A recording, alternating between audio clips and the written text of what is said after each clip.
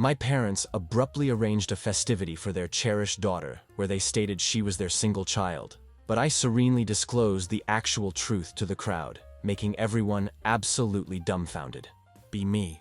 Know how some people are all about appearances, even when there's nothing underneath to back it up. That's my mom in a nutshell. Her whole life revolves around her image, how she's perceived by the outside world. And guess what? That includes how she runs her so-called non-profit. I'm Lily, by the way. My mom, Victoria, has spent years making me feel like an afterthought, while putting my stepsister Megan on a pedestal. Don't get me wrong, Megan isn't a bad person. She's just oblivious. She's the perfect daughter in mom's eyes. She's got the looks, the charm, and the ability to show up at events in designer clothes, act like she's saving the world. Meanwhile, I'm the one who's actually doing the work. I'm in the office late at night, managing the logistics and finances for the nonprofit. While Megan gets all the credit for representing the mission, the nonprofit is supposed to be about empowering women, creating opportunities for those who need them the most. On the surface, it's all shiny and impressive. Galas, donor dinners, check presentations. But I've always felt like it's less about helping people, more about giving mom an excuse to rub elbows with wealthy socialites. Still, I thought at least some of the money must be going to good causes, right? Oh, I was dead wrong. It all started with me working late one night like usual. I was going over the quarterly budget, double-checking some numbers for a report. That's when I noticed it. This massive expense marked as administrative costs. It didn't make sense. I mean, I know events can be expensive, but this number was ridiculous. We're talking tens of thousands of dollars. That didn't seem to match up with anything I'd seen before. At first, I thought it was a mistake. Maybe someone had mislabeled a donation, or misfiled an expense. It happens, but the more I looked into it, the weirder it got. There were charges for luxury vacations, high-end jewelry, private jets, things that had absolutely nothing to do with the nonprofit's mission. I kept digging. That's when I saw his name. Ethan. Ethan is Megan's boyfriend, a guy I've never trusted. He's slick, always dressed like he's walking into a GQ photo shoot. Somehow manages to worm his way into every conversation at family events. He's one of those guys who talks a lot without actually saying anything. You know, the type. Anyway, turns out Ethan wasn't just Megan's boyfriend. He was also siphoning money out of the nonprofit's accounts. That's right. Ethan was using donor money to fund his ridiculous lifestyle. He'd set up fake invoices and business accounts to make it look legitimate. But the transactions were clearly personal. We're talking luxury cars, a penthouse apartment in Chicago, and even a massive chunk of change funneled into his failing tech startup. And here's the part that really made my stomach turn. My mom was signing off on all of it. At this point, I was furious. I mean, I've always known my mom favors Megan. It's been that way for as long as I can remember. Growing up, Megan could do no wrong. If she got a participation ribbon at school, Mom acted like she just won a Nobel Prize. Meanwhile, I could be pulling straight A's, and it was just expected. But this wasn't just favoritism. This was theft. And not just theft. It was theft from people who genuinely needed help. I couldn't believe what I was seeing. I sat there for hours, going through every file, every transaction, every document I could find. The deeper I dug, the worse it got. Ethan had been on the payroll for consulting services, even though he didn't do anything. Mom had approved countless fake expenses under his name, and the money wasn't going anywhere near the programs we were supposed to be funding. By the time I closed my laptop, I felt like I didn't even know who my mom was anymore. It wasn't just about the money. It was about the sheer audacity of it all. She wasn't just complicit. She was orchestrating the whole thing. And Megan? At first, I thought she had to be in on it. I mean, how could she not know? But the more I thought about it, the more I realized that Ethan was probably using her too. She was just a convenient cover, a way to make it all look legitimate. And then, as if the universe wanted to twist the knife even deeper, Mom announced the gala. She called a family dinner to make the big reveal, gushing about how proud she was of Megan, and how the event would celebrate her contributions. I just sat there staring at her, wondering if she even remembered I existed. Megan's contributions? What contributions? Megan doesn't even know how the nonprofit operates. Her contribution is showing up at events in a designer dress and smiling for the cameras. Meanwhile, I'm the one handling the spreadsheets, writing the grant proposals, and making sure the lights stay on. But apparently none of that matters. I wanted to scream. I wanted to stand up right there at the dinner table and tell everyone what I'd found. But I didn't. Not yet. Instead, I forced a smile and pretended to be happy for Megan. I needed more time to figure out what to do next. I wasn't just going to let this slide. If Mom wanted to throw Megan a party and pretend I didn't exist, fine. But I wasn't going to sit there quietly and watch her get away with this. The thing is, after uncovering the mess Mom and Ethan had made of the nonprofit, I knew I couldn't handle this on my own. The scale of what they were doing was way beyond anything I'd ever dealt with. Sure, I'd managed budgets and tracked finances for years, but this wasn't just some misplaced decimal point or a questionable purchase. This was full-blown fraud. The first person I thought to tell was Nathan, my coworker. Nathan's been working with me at the nonprofit for a few years, mostly in grant writing and program management, but he's also one of the few people I trust completely. He's sharp, no nonsense, and not afraid to call things out when they're wrong. If anyone could help me make sense of this, it was him. I caught him in his office the next morning. "Got a minute?" I asked, shutting the door behind me. "Sure," he said, looking up from his laptop. "You look stressed." "That's putting it lightly," I said, dropping a thick folder onto his desk. "You're not going to believe this." Nathan started flipping through the papers, his eyebrows furrowing with every page. By the time he got to the end, he looked up at me with this incredulous expression. "Lily, this isn't just sketchy, this is criminal." "Exactly," I said. "And it gets worse. Those accounts, they're all tied to Ethan." Nathan leaned back in his chair, letting out a low whistle. "Of course they are. That guy gives me bad vibes every time he shows up here." "And you're saying your mom's approving all this?" "Every single transaction," I said. "Her signature's on everything." Nathan shook his head. "This isn't just turning a blind eye. She's actively helping him. She's part of it." Hearing him say it out loud made it all feel even more real. Up until that moment, part of me had been hoping I was wrong, that maybe there was some explanation I hadn't thought of. But there wasn't. Mom was in this up to her neck, and Ethan was just as bad, if not worse. "What do you want to do?" Nathan asked, his tone serious now. "I need to figure out just how far this goes," I said, "and I need your help." He nodded without hesitation. "I'm in." From that moment on, Nathan became my partner in unraveling the tangled web of lies Mom and Ethan had created. We spent every spare moment digging through financial records, emails, and contracts. The deeper we went, the more disturbing it got. Ethan wasn't just using the nonprofit's funds to live a lavish lifestyle. He was pouring a huge chunk of it into a failing tech company under his name. It was one of those startups that sounds impressive on paper, but doesn't actually do anything. According to the records, he'd been using the nonprofit's money to keep the company afloat, paying salaries to employees who didn't exist, and inflating the company's value to attract investors. It was a house of cards, and the nonprofit was the foundation holding it all up.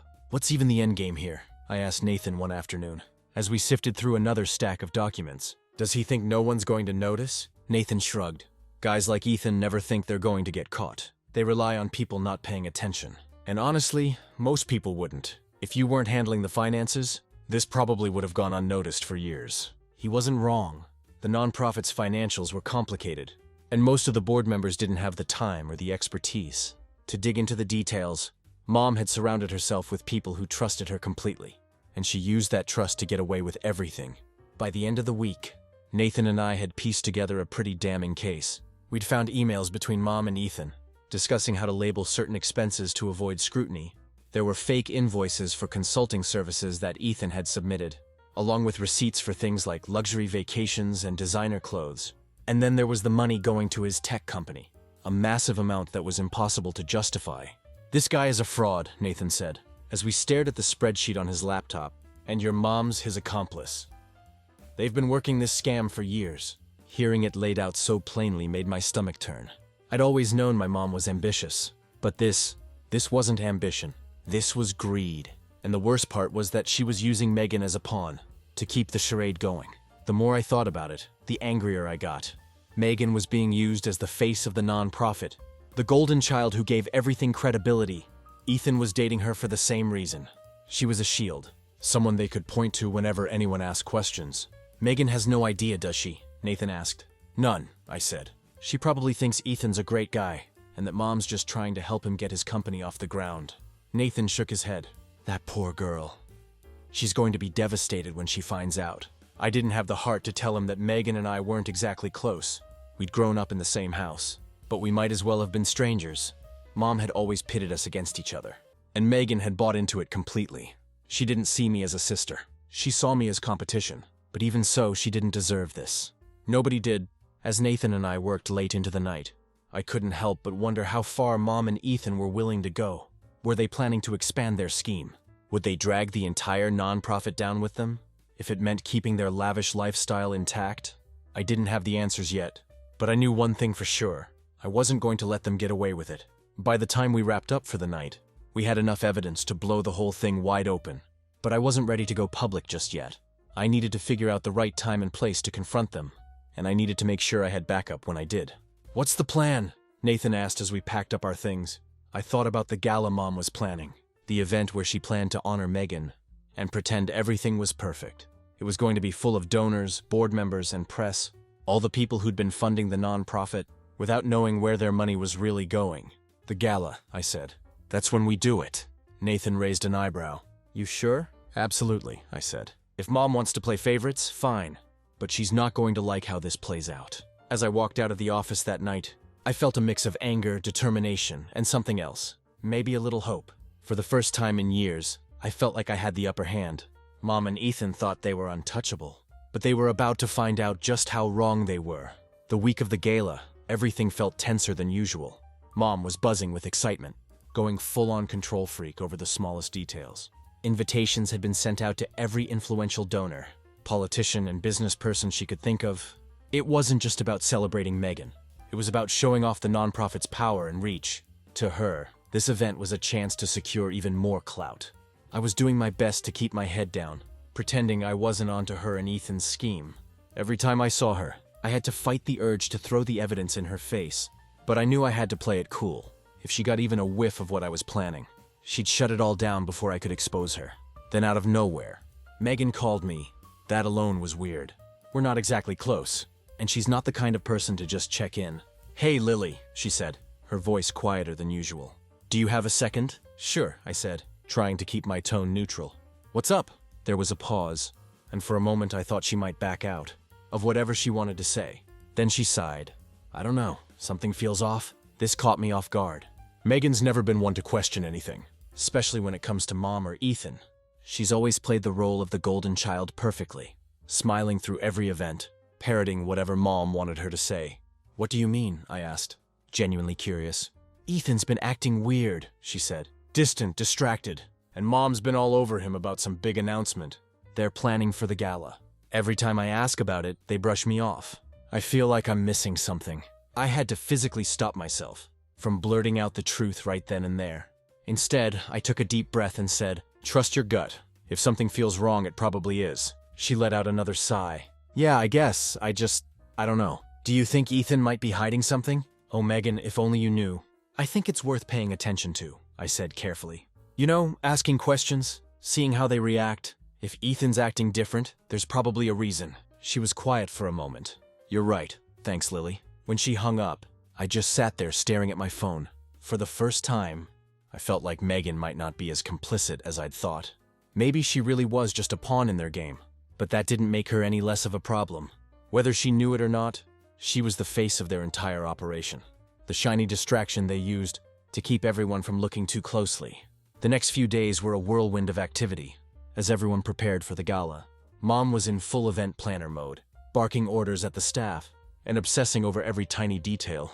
Megan, on the other hand, seemed different. She wasn't her usual confident, carefree self. She looked distracted, like she had something on her mind. At one point, I caught her staring at Ethan during a planning meeting. He was busy schmoozing with a donor, his charm dialed up to 11, as always. But Megan wasn't smiling. She looked almost suspicious. Later that afternoon, she cornered me in the break room. "Have you noticed anything weird about Ethan lately?" she asked. I played dumb. "Like what?" "I don't know," she said, frowning. "He's been spending a lot of time on his phone, taking calls in private, and every time I ask what he's up to, he gets defensive." I shrugged. Maybe he's just stressed. The gala is a big deal. She didn't look convinced. Maybe, but it's not just him. Mom's been acting weird too. She's been pushing me to rehearse this speech for the gala, but she won't tell me what it's about. She just keeps saying it'll be a big moment. My stomach churned. I had no doubt that big moment was going to involve some kind of announcement to legitimize their scheme. They were probably planning to use Megan to pitch their fake projects to the donors, making her the face of the scam, without her even realizing it. "Have you tried asking Mom directly?" I said, keeping my voice as neutral as possible. Megan rolled her eyes. "You know how she is. Everything has to be a surprise, and she gets all defensive if I push too hard. But I don't like it, Lily. Something about this doesn't feel right." For the first time, I saw a crack in Megan's perfect facade. She wasn't just the golden child anymore. She was starting to question things. "Look," I said, "if you're feeling uneasy, trust yourself. Keep your eyes open, and don't let anyone pressure you into doing something you're not comfortable with." She gave me a small nod. "Yeah, thanks." Over the next couple of days, I noticed Megan pulling away from Ethan and Mom more and more. She wasn't as enthusiastic about the gala, and she started skipping planning meetings, which didn't go unnoticed. Mom was fuming, complaining to anyone who would listen about how ungrateful Megan was being. "She doesn't understand how important this is," Mom said. During one particularly loud rant in her office, "After everything I've done for her, you'd think she'd have a little appreciation." I stayed quiet, knowing anything I said would just make things worse. But inside I was glad. Megan was finally starting to see through them. The night before the gala, Megan called me again. "I've been thinking about what you said," she told me. "And I think you're right. Something's not adding up." "What are you going to do?" I asked.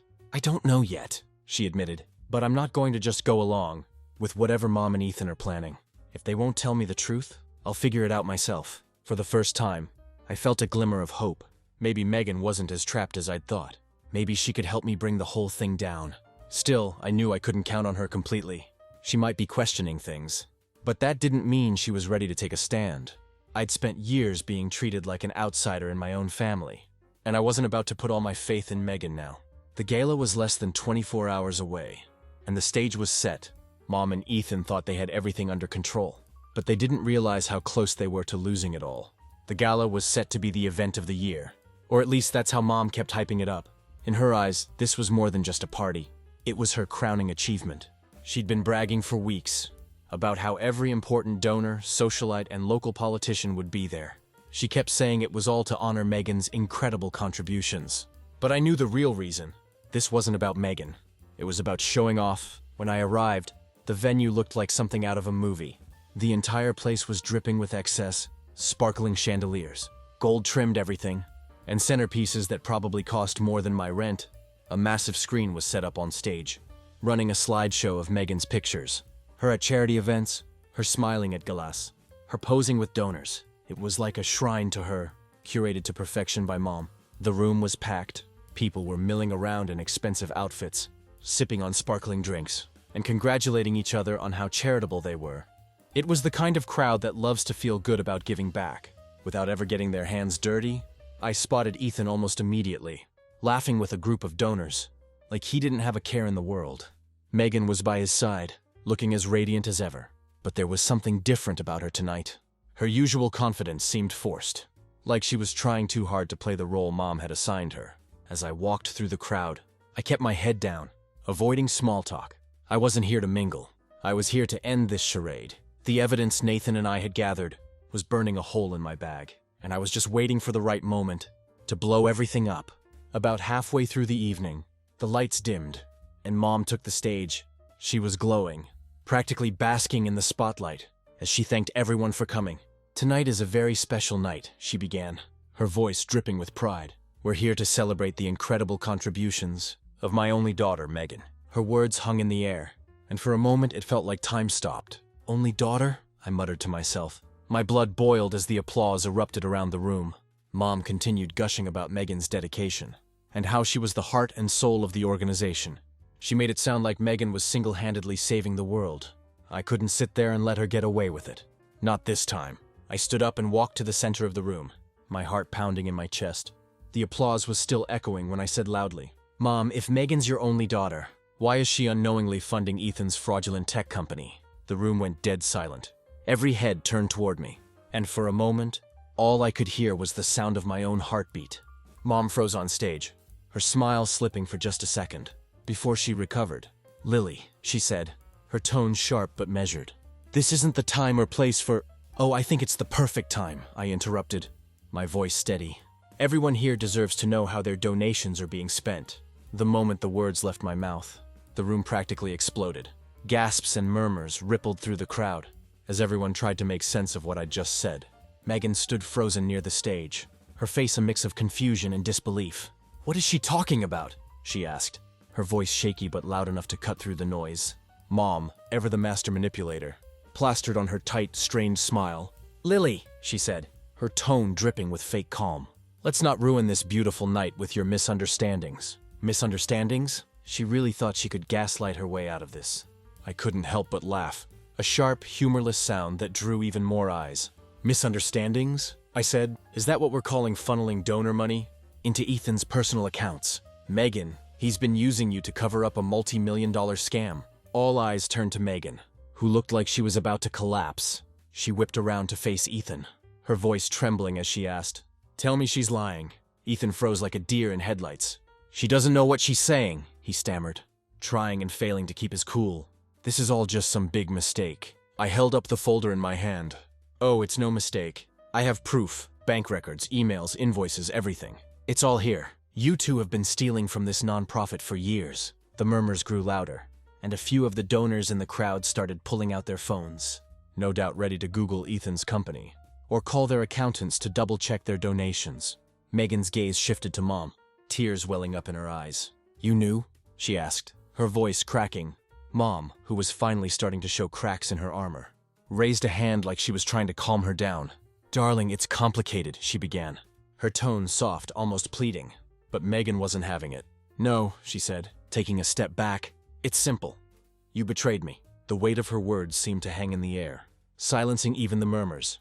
Mom's smile finally faltered completely, and for the first time, I saw something close to panic in her eyes. "Megan," she started, her voice rising slightly. "You don't understand." "No, I do understand," Megan interrupted, her voice growing stronger. "You used me, both of you. You made me the face of this nonprofit, so you could line your pockets. How could you?" Ethan, realizing the situation was spiraling out of control, tried to step in. "Megan, baby, come on," he said, reaching for her arm. "Don't touch me," she snapped, jerking away from him. At that moment, I almost felt bad for Megan. Almost. It was clear she'd been in the dark about everything, and now her entire world was crashing down around her. But I couldn't let sympathy cloud the facts. She'd still been complicit, even if she hadn't known it. Her face was on all the campaigns. Her name was tied to every fraudulent program, and whether she liked it or not, she was part of the reason this whole scheme had worked. Meanwhile, the crowd had descended into chaos. People were arguing, whispering, and pointing fingers. A few board members had pushed their way to the front of the room, demanding answers. "What is she talking about, Victoria?" one of them asked sharply. Addressing Mom, "Is any of this true?" Mom, who was clearly struggling to maintain her composure, waved her hand dismissively. "This is absurd," she said. "Lily's clearly mistaken. She doesn't understand the complexities of running a nonprofit." "Complexities?" I cut in. "Is that what you call laundering money through fake programs?" "Because I have the documents to prove otherwise." I opened the folder and started passing copies of the evidence to anyone who would take them. Bank statements, fake invoices, wire transfers. It was all there, laid out in black and white. Ethan tried to grab one of the papers from a donor, but the man snatched it back. "Don't even think about it," the donor said, glaring at him. At this point, the facade was completely crumbling. Ethan's confident, smooth-talking persona was gone, replaced by someone who looked like he was ready to bolt for the nearest exit. Mom was still clinging to the remnants of her control, but even she couldn't deny the mountain of evidence in front of her. As I handed out the last of the documents, Megan turned to me, tears streaming down her face. "Why didn't you tell me?" she asked, her voice barely above a whisper. I hesitated, unsure how to answer. "Would you have believed me?" I finally said. She didn't respond, but the look on her face said it all. She wouldn't have. Mom had spent years molding Megan into her perfect little puppet, and it was only now, when the strings were cut, that she realized how trapped she'd been. The chaos hit its peak when one of the donors pulled out their phone and started dialing.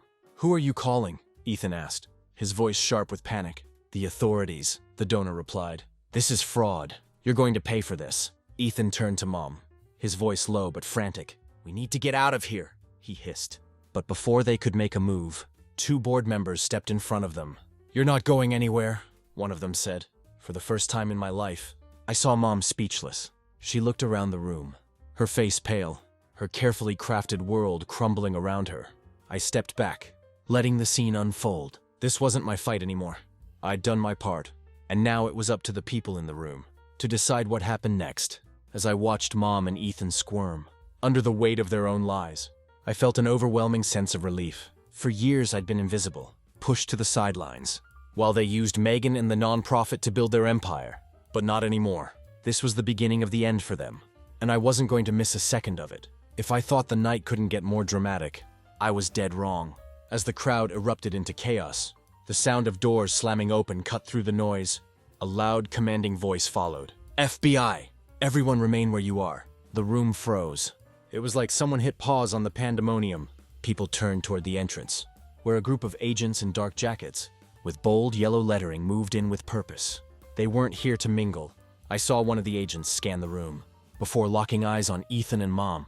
Ethan Reynolds and Victoria Hayes, he called out, his voice steady and firm. We have warrants for your arrest, on charges of fraud, money laundering, and embezzlement. A collective gasp rippled through the crowd. If there were any lingering doubts about the validity of what I'd said, they were gone now. Ethan's face drained of color as two agents approached him. Wait! He yelled, holding up his hands. Wait! I can make a deal! I'll cooperate! I'll give you everything! Shut up! Mom hissed at him, her composure cracking completely. But Ethan wasn't done. He pointed at her, his voice rising in panic. It was her idea. She planned everything. Megan was just a cover to make it look legit. The room collectively inhaled, and I turned to look at Megan. She was standing near the stage, her hands covering her mouth, tears streaming down her face. This wasn't just betrayal for her. It was a public execution of the image she'd spent her entire life upholding. Mom's face turned icy, her usual calm replaced with a venomous glare, aimed directly at Ethan. You pathetic little weasel! She spat. Ethan's panic turned into anger. You're the pathetic one, Victoria, he shot back, his voice trembling but loud enough for everyone to hear. You're done, you hear me? Done. The agents didn't let the back and forth go on for long. Two of them grabbed Ethan by the arms and started leading him toward the door. He tried to resist, stumbling over his own feet as he kept shouting, I'll talk! I'll tell you everything! Meanwhile, another set of agents closed in on Mom. Unlike Ethan, she didn't fight or panic. Instead, she straightened her back, lifted her chin, and stared straight ahead. Her lips pressed into a thin line. Even in cuffs, she was trying to maintain control. As they escorted her out, the room erupted into a fresh wave of chaos. Donors were shouting, some demanding explanations, others angrily vowing to pull their funding. A few board members rushed toward Megan, who looked like she was about to collapse. I stayed where I was, letting the scene unfold around me. I wasn't about to get in the middle of the mob. One of the agents walked over to me, his expression serious but not unkind. You're Lily, right? I nodded, my heart pounding. Yeah, that's me. We're going to need a statement from you, he said. But first I need to know, are there any other key players involved in this? I glanced at Megan. She looked utterly destroyed, her shoulders shaking as she cried silently. No, I said finally. It's just them. The agent nodded. We'll be in touch. As he walked away, I felt a strange mix of relief and exhaustion. It was over. The nightmare that had been building for years had finally come crashing down. The next morning, the news was everywhere. Headlines about the nonprofit scandal were plastered across every major outlet. Prominent nonprofit leaders arrested for fraud and embezzlement, one read. Another, mother and boyfriend betray trust, face federal charges. I scrolled through the articles, watching as reporters laid out the entire mess in painstaking detail. The nonprofit's accounts had been frozen. Ethan's tech company was under investigation, and the FBI was digging into years of records to trace every dollar they'd stolen. By noon, my phone was buzzing nonstop. Friends, coworkers, even distant relatives were texting me, asking if I was okay, if the reports were true, if I knew this was happening. I'd thought after everything came crashing down, the dust would settle, but it didn't. Not right away. The fallout was brutal and messy. Ethan's deal with the FBI meant he sang like a canary. Every scheme, every lie, every fraudulent transaction, he laid it all out. His testimony, combined with the evidence Nathan and I had collected, made the case airtight. Mom didn't go down without a fight, of course. She tried to spin her usual narrative, painting herself as the victim. I did what I had to do to save the nonprofit, she told the press. In her final interview before the trial, I was under immense pressure. It was nonsense, and everyone knew it. The court saw right through her excuses, especially when Ethan's testimony directly implicated her as the mastermind. In the end, she was sentenced to 15 years in federal prison. Ethan, being the rat he is, got a lighter sentence, 5 years in exchange for his full cooperation. I'm sure he thinks he got off easy, but his reputation is ruined. No one in the business world will touch him with a 10-foot pole now. Megan took the betrayal hard. She was devastated, not just by what Mom and Ethan had done, but by how blind she'd been to all of it. For years, she'd been the face of their scam, without ever realizing she was being used. It was like her entire life up to that point had been ripped out from under her. At first, she disappeared. I didn't hear from her for weeks after the trial. But then one day, she showed up at my door, looking exhausted and defeated. "I don't know who I am without them," she admitted. It was one of the rawest moments I'd ever seen from her. Megan, who had always been so polished and perfect, finally let her guard down. "You don't have to be anything for anyone anymore," I told her. "Figure out who you are for yourself." It wasn't an overnight change, but little by little, she started piecing herself back together. She cut off all ties with Mom and Ethan, refusing to even visit Mom in prison. "She doesn't deserve my forgiveness," Megan said. As Megan and I spent more time together, I realized something surprising. We had more in common than I'd thought. For years, Mom had pitted us against each other, making us feel like we were competing for her approval. But now that she was out of the picture, there was no competition, just two sisters trying to make sense of the mess we'd been left with. One night over takeout and bad TV, we started talking about what we wanted to do next. The nonprofit was gone, dissolved as part of the legal fallout, but there were still people out there who'd been counting on its programs. "We could just start over," I said. Megan looked at me, confused. "What do you mean?" "I mean, we could build something new, something real this time." She hesitated. "Do you think anyone would trust us after everything that happened?" "They trusted Mom," I said, "and she used them. If we're honest and transparent from the start, maybe we can rebuild that trust." Nathan was immediately on board when I pitched the idea. "It's about time something good came out of this mess," he said. The three of us spent months planning and brainstorming, trying to figure out how to create an organization that would actually make a difference. Transparency became our guiding principle. Every dollar donated would be accounted for, with detailed breakdowns available to the public. We decided to focus on scholarships and mentorship programs for women in underserved communities, programs that Mom had always claimed to support, but never actually funded. Megan threw herself into the project with a determination I'd never seen before. For once, she reached out to former donors, apologizing for what had happened and asking for their trust. Some slammed the door in her face, but others were willing to give us a second chance. Meanwhile, Nathan and I worked on building the infrastructure, setting up bank accounts, filing the paperwork to become a registered nonprofit, and creating a website that laid everything bare. The first time we awarded a scholarship, I felt something I hadn't felt in a long time. Pride. Not the hollow, performative kind of pride Mom used to push on us, but real, genuine pride in what we were doing. Megan and I sat in the front row at the ceremony, watching as a young woman named Tasha accepted her award. She was the first in her family to go to college, and she was planning to study engineering. "This is because of you," Megan whispered to me as we applauded. "No," I said. "This is because of us." It was a small moment, but it meant everything. For the first time, I felt like we were finally free from Mom's shadow. The nonprofit grew slowly but steadily. We weren't pulling in the kind of money Mom's organization had, but we didn't need to. What we lacked in flash, we made up for in authenticity. Megan became the public face of the organization. But this time it was different. She wasn't just a figurehead. She was actively involved, working with mentors and scholarship recipients, building relationships with donors, and ensuring that every program was running smoothly. Nathan and I stayed behind the scenes, managing the logistics and keeping the finances airtight. After everything we'd been through, we weren't about to let a single penny go unaccounted for. Every so often, I think about Mom. She's still in prison, probably blaming everyone but herself for what happened. Ethan is out by now, though I have no idea where he is, and I honestly don't care. What I do care about is what we've built from the ashes of their empire. Mom spent her life chasing control, clinging to power at any cost, and in the end, it destroyed her. But Megan and I were free. Free to be ourselves, free to build something good, free to live without the weight of Mom's expectations. The gala, the scandal, the fallout, it all feels like a lifetime ago now, but I'll never forget it. Because that night was the turning point. It was the night we stopped being pawns in Mom's game and started writing our own story. And that gala, it was the night everything fell apart. But it was also the night we found the strength to start over. From the ashes of her corruption, we built something real, something honest, and for the first time in a long time, I feel like we're finally doing something that matters.